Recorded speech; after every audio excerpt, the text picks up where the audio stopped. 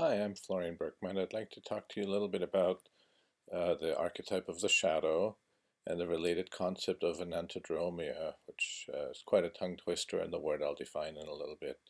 So, there's a common misconception that the shadow is our bad side, our side that we know about but that we don't like.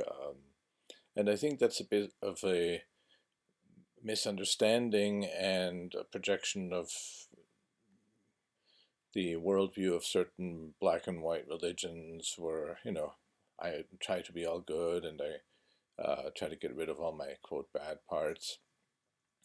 There's many religions organized around this, but the shadow is really the part of ourselves that we don't know, and the corollary to that is it's often really obvious to us what another person's shadow is if they're engaged in an unconscious pattern, but we can't see it in ourselves, and vice versa. Other people can see our shadows, and by definition, we're completely oblivious and blind to them.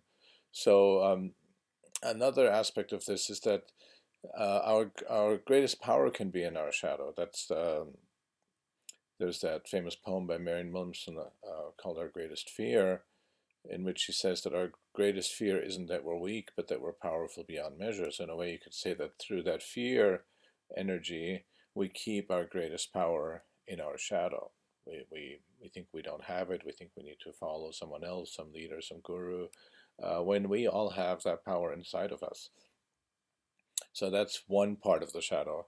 The shadow is often the first um, taste or awareness that people have that the unconscious exists. Many people go through life um, thinking or believing or convinced that the unconscious doesn't exist or is not important. I think that's one difference between the Freudian view and the Jungian view. Freud thought that the shadow was like your personal basement and you cleared it out. And that was the goal of therapy, that the occupant on the ground floor, your ego, would clear out the basement, get it all in order, like the ego wants, and then you'd be quote unquote cured. Jung realized that the shadow, even though it's part of the personal unconscious, both the shadow and the personal unconscious really grow out of and are part of the collective unconscious, and you can't ever get rid of it because it's really the source of the life force. We have to we relate to it. If we pretend our shadow doesn't exist, the more we ignore it, the more we try to suppress it, the more power it gets over us. And so the goal of the Jungian approach is really to have a healthy relationship with our shadow. And that doesn't mean we let the shadow just take over, because the energies, powers of the shadow is very powerful. Those powers can just devour and destroy us. I mean, the most obvious example of that is addiction. If I say, oh, addiction's my shadow, I'm just going to let my shadow do what it wants, it can, the addiction has killed more people than all the wars in the world. So the goal is, like in a marriage, neither partner should rule over the other partner, but there has to be a respectful relationship. And that respectful relationship between the conscious and the unconscious, the ego and the shadow, is really the goal of one layer of our approach, of the Jungian approach. Um, so one thing to remember is that the shadow is really an autonomous part. So as I said, many people aren't aware of it, and because we're unconscious of it, the way we encounter the shadow most of the time is in projection. There's a quote by Jung: as projection is when we project our unknown face, the side of ourselves we don't know, meaning the shadow, onto the world. Now, obviously, you can't project onto a rock. There has to be something in the person you're projecting onto, or the situation you're projecting onto, that triggers you. Um, but every time you're really strongly triggered, when you have a really strong feeling about a situation, a very negative feeling, oh, I hate that person, or that person's a terrible person, um, I would encourage you to say, what is it about this situation or this person that makes me feel so strongly? Um, you can't project onto a rock, so the other person may well have their issues, may well be going through their own problems, may well be a very difficult person, but the visceral reaction we get is a clue that we're projecting part of ourselves. So when we project, there's this meme going around Facebook now, 3 signs you're projecting. Number one, I'm not projecting. So whenever you feel very strongly about someone and you think, I'm not projecting, that person's really an a-hole, just take a step back and say, am I possibly projecting? Um, and another way that we can encounter the power of the shadow, and it's very visceral, is when we see behaviors in ourselves that we're not conscious of, and then all of a sudden we become conscious of them, and it becomes kind of a battle. The most striking example I've seen of this again and again in my work as an addiction psychiatrist was many of my clients would tell me, I was getting cash from the ATM machine last night to buy drugs, and I'm punching in my PIN code, the money's coming out, and there's a part of me that's saying, this is really stupid, I shouldn't be doing this, but I can't stop myself. So that awareness that there's a power within us that is not subject to our conscious control is the beginning of wisdom. It's the beginning of the recognition that there are unconscious forces personified as the shadow that can really rule our lives. Now, in addiction, they can be so powerful, as I said earlier, they can destroy us. They can destroy all aspects of our personality. They can physically kill us. But if we um, catch ourselves in time or get help in time, that awareness that there's these unconscious forces is really the beginning of wisdom, because we know that side of us is always there, and especially in the context of addiction, but also in many other patterns, we know it is much stronger than our ego. That's why we always say that willpower cannot heal addiction. It's not um, saying, oh, I'm just not going to do it. We cannot control our shadow. That's another idea is, the more we suppress it, the more we say, oh, I'm all good, I've dealt with all that, I don't have a shadow. The more we suppress it, the stronger it gets, and then it comes out in projection. So then we see that in individuals when we think we're all good and we know ourselves, and then we encounter a person that really triggers us. It also happens, I think, between groups of people, and I think that's the origin of racism, when people don't know anything and then they project all these negative attributes, their own negative attributes, onto another people that they don't know. I think we also see not projection but shadow aspects in nature. One example that I find very touching is sandalwood. The sandalwood tree is actually a hemiparasite. It takes for a sandalwood tree to be reach full maturity. In that time, it devours 5 other trees. So you could say, from a human-centric point of view, oh, that's terrible, sandalwood is a parasite. It's just, that's the niche it occupies in the ecosystem. That's the role it plays. Conversely, as some of you may know, attars are a form of, they're not exactly essential oils, they're more perfumes, where a fragrance such as jasmine or a rose is captured in sandalwood essential oil, and the sandalwood oil takes on the aromatic molecules and really goes in the background. And it's unique to sandalwood oil. We have friends who've tried making attars with other oils, and it just doesn't work. The smell is not captured, and the carrier oil, which is the role of the sandalwood oil, still has too much of its own smell. So you could say that the shadow of the sandalwood tree's hemiparasitism is its unique ability to absorb and preserve the aroma, these fragile plant aromas such as jasmine or tuberose or rose. It's also, I was just thinking recently of the poppy. The poppy is a very beautiful plant. It's a very hardy plant. It's a desert plant. It's really figured out how to survive.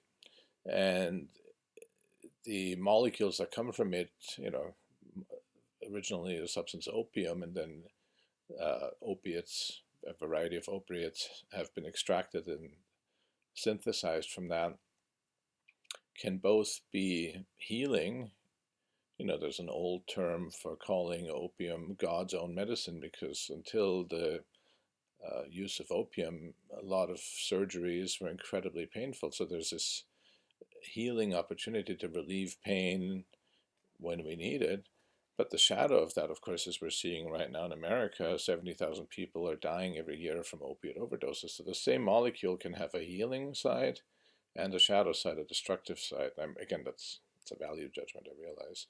Um, Even in the well, in life, when we go through life and we're interested in personal development, there's a quote by Jung: in order for the branches of the tree to grow into heaven, the roots have to grow into hell. So again and again, we work on ourselves, we read books, we meditate, we do this work, and again, we get thrown off balance. We get into situations where we get challenged or we become unconscious. Uh, Usually it's because our core wounds are triggered, and this happened to me several times recently. I'll spare you the details, but part of me was like, oh, I thought I'd done all this work on myself. Why am I being triggered again? Why did this push me into unconsciousness again? Why did I sort of lose sight again? Uh, and I realized that our core wounds are the gifts that keep on giving. And the shadow of the wound is its gift. The shadow of the wound is our healing power. That's to me also the another layer of the quote by Jung, that if the wounded healer doesn't deal with their wound, they become the wounded wounder. So if we keep our own wound in the shadow and we think we're these healers that don't need healing, we keep our patient trapped in the patient role. Classic shadow projection. I'm a healer. We all have wounds. If I say, well, I have all the answers, I, through that, unconsciously, by not owning the wounded part of me, keep my patient trapped in the shadow. And then in that way, no matter what we do on the conscious level, unconsciously, we never let the patient um, discover their own healer, that by us unconsciously projecting our woundedness onto the client, keeping them trapped in the client role, at the same time, that keeps their own healer in their shadow, even if we can see it. So this is very important. And we go through the cycle again and again, as I just said. And so the wound is the gift that keeps on giving, and the shadow of the wound is our power. And in a way, you could say that we keep having to get triggered, we keep having to go unconscious so that we can keep growing by bringing ourselves back.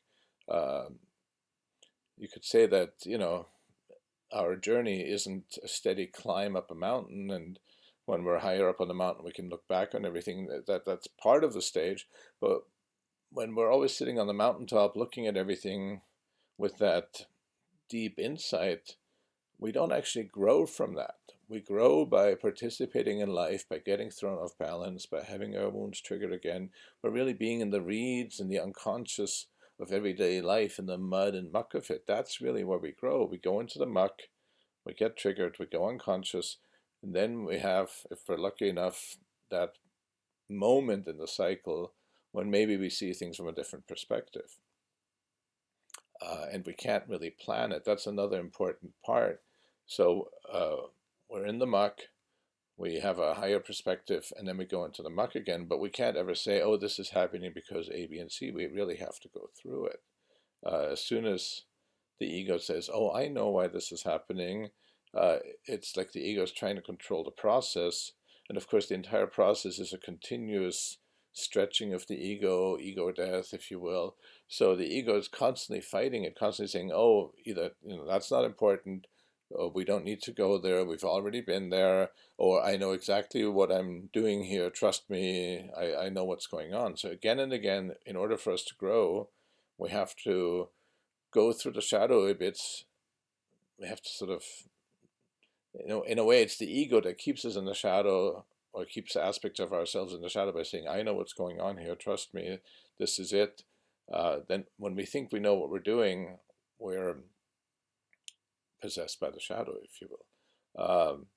So every alchemical stage is sort of a transformation, a discovery of a shadow aspect in a different part. The dissolving stage, solutio, the watery stage, is the opposite of the shadowy of the drying stage, the coagulating stage. And you can see how those two are shadows of each other. One is wet, one is dry. And then those are on the same level. And so that sort of level, the shadow of being on that of that cycle isn't on the same level. It's something opposite again. In this case, in alchemy, the opposite of being in this cycle is the rising above, the sublimatio stage. So in a way, sublimatio is the shadow of the cycle of coagulatio and solutio. And then again, when we leave all that behind, mortificatio and separatio, you can sort of begin to see how these are each stage in a way is a different flavor of shadow related to the previous stage or stages. It's not, the alchemical stages really don't happen in a linear way, and that, again, that's that shadow aspect. Linear way means I can see forward, this is going to happen and then this is going to happen, and of course when we talk about it, when we write books about it, the ego says, well, here's how I'm going to organize it. But the actual experience is sort of this constantly discovering, oh, there's a turn over here, or here's a different perspective. um, so we have to keep going through it. We have to keep wrestling with the shadow. Our ego has to keep getting challenged and stretched and expanded and really destroyed. And so that's the gift of the shadow, that really the way forward is always in the shadow. There's an old country song, the darkest hour is just before dawn.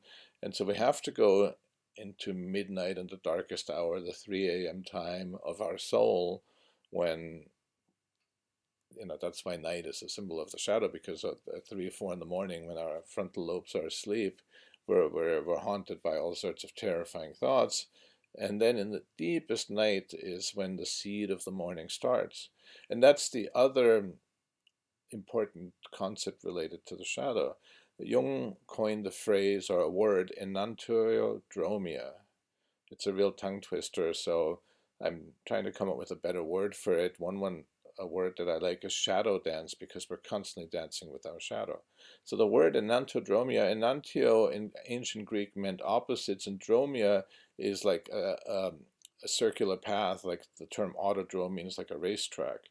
So enantiodromia is when we're constantly going from one side to the other side. So you can say that when you see this, and most of the time it happens unconsciously. So if we project our shadow onto a person, saying, "Oh, I really don't like that person," if it's an unconscious projection, those unconscious projections are subject to an antidromia. They'll turn into their opposite. This is the classic storyline in many romantic comedies. Two people meet, in this society, it's usually heterosexual, and they can't stand each other. This goes all the way back to the screwball comedies in the 30s and 40s. People can't stand each other, and because this is the anatomy of the psyche. When a movie, a romantic comedy, is about a man and a woman that can't stand each other, that it's going to be about them falling in love, and antidromia, going from "I don't like you" to "I love you." And this, when we're unconscious of it, this happens very suddenly and very extremely. Um, I love this person, I hate this person.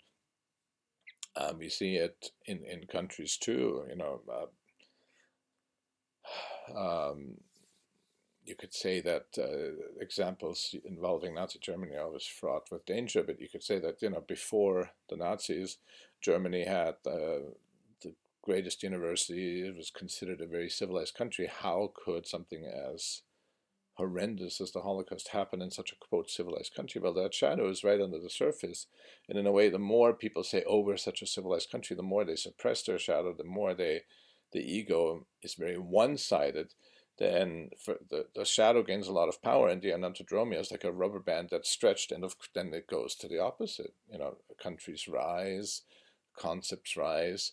In a way, like when you watch the sun rise in the morning, by the time noon comes around, you already know its own demise. Sunset is an intrinsic part of that. There's an anantodromia there between day and night.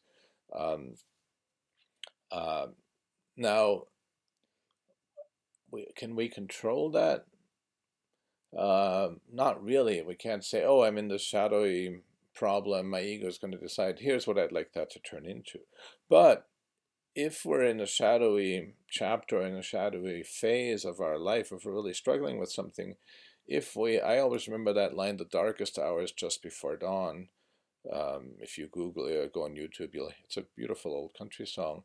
So if we are able to remember that, we cannot direct it, because what comes out of the shadows, what comes from the unconscious, cannot be controlled by the ego. We need to learn the lessons we need to learn, not the lessons that the ego wants us to learn.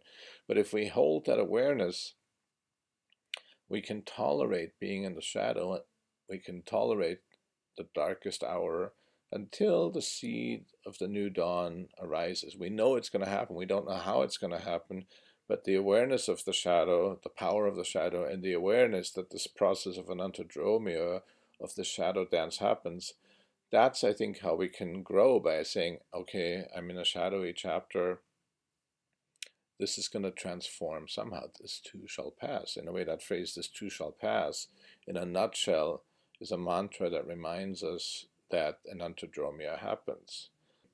Again, we cannot direct the process. We can't say, oh, these are the lessons we're going to learn. But if we have it in our awareness, we can tolerate the particular process, but we can also sort of hope or remind ourselves that this is part of a bigger process. We can see that, we can remind ourselves that these opposites, these mutual shadow projections, in a way define each other. The ego is in a way defined by its opposition to the shadow, and these are not. That's one of the mistakes or tricks in the yin yang diagram. You can see, when you see the yin yang diagram, you see both the black and the white part at the same time, but that never actually happens in real life. When we're in the white part, we can't even remember what being in the black part feels like, and vice versa. So I think the awareness of the shadow and the awareness of anantodromia allows us to tolerate the process a little bit longer, even if we can't direct it, and we can't not feel it. We still have to feel it. We still have to suffer. Our ego still has to be stretched and cooked and alchemically processed. But we have a glimpse that our ego and the process, the moment in the process, so both the ego and the stage of the process, we're in a part of a larger process. And I think that's very comforting. That's um, over time, that awareness, I think, has really been very comforting to me, and that's why I think it's really important. And remembering that we're always part of a bigger process, and that this too shall pass, I think makes us tolerate things more, and makes us commit to the path, even in the really shadowy stages of our personal path. So those are just some thoughts on the shadow and anantodromia, and in the comments you could sort of say what your favorite term for anantodromia is, so we can come up with a better word than this tongue twister. I like the word shadow dance, but maybe you can come up with a better word. And stay tuned for another video soon.